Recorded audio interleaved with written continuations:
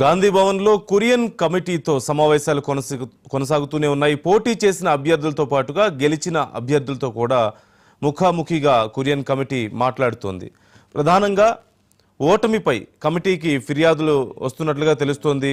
ఓడిపోయినటువంటి అభ్యర్థులు ఎక్కువగా ఫిర్యాదులు చేస్తున్నట్లుగా సమాచారం. క్యాడర్తో స్థానిక నేతలు సహకరించకపోవడం వల్లే ప్రధానంగా ఓడిపోయాము అంటూ కూడా పలువురు నేతలు చెబుతున్నట్లుగా తెలుస్తోంది.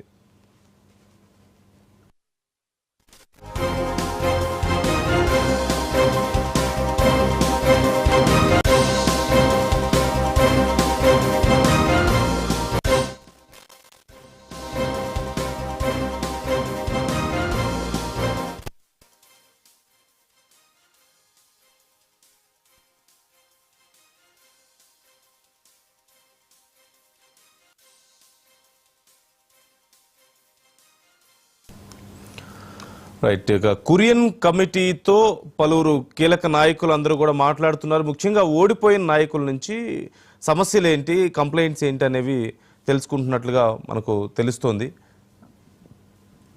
రైట్, ఇక మరింత సమాచారం మా ప్రతినిధి సందీప్ని అడిగి తెలుసుకుందాం. సందీప్, కొరియన్ కమిటీ ఎంపీలతో వరుసగా భేటీ అవుతున్నట్లుగా తెలుస్తుంది.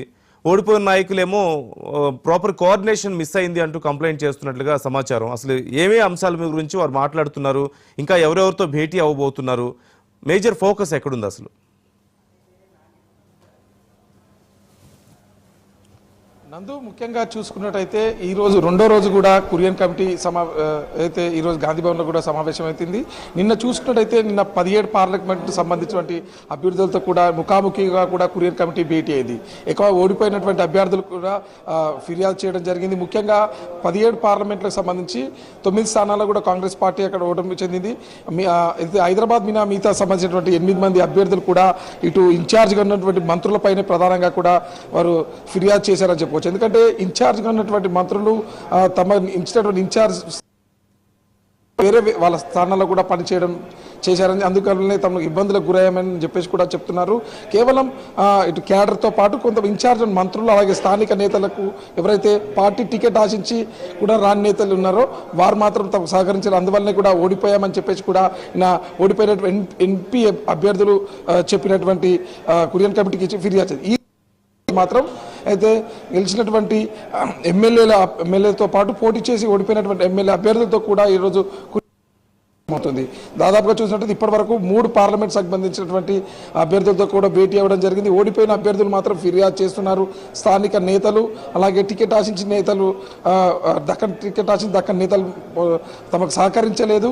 ఆ పార్టీకి సంబంధించినటువంటి ఫండ్ని కూడా పక్కదారి మట్టించారని చెప్పేసి కూడా వారు కొరియన్ కమిటీకి చెప్తున్నారు. ముఖ్యంగా కొంతమంది నేతలు అయితే దీప్దాస్ మున్షి తమకు అందుబాటులో లేదని చెప్పేసి కూడా వారు చెప్పడం జరిగింది.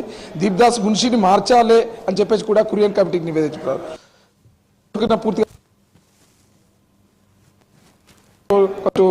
అభ్యర్థులకు సంబంధించి మూడవ రోజు కూడా ఏదైతే స్వయంగా క్షేత్రస్థాయిలో వెళ్ళి కూడా కొరియన్ కమిటీ అక్కడ నుంచి పార్టీ ఎందుకు ఓడిపోయింది, ఎందుకంటే ముఖ్యంగా చూసుకున్నట్టయితే ఇక్కడ దాదాపు 6 నెలల క్రితం కూడా ఇక్కడ తెలంగాణలో కాంగ్రెస్ పార్టీ అధికారంలోకి వచ్చింది.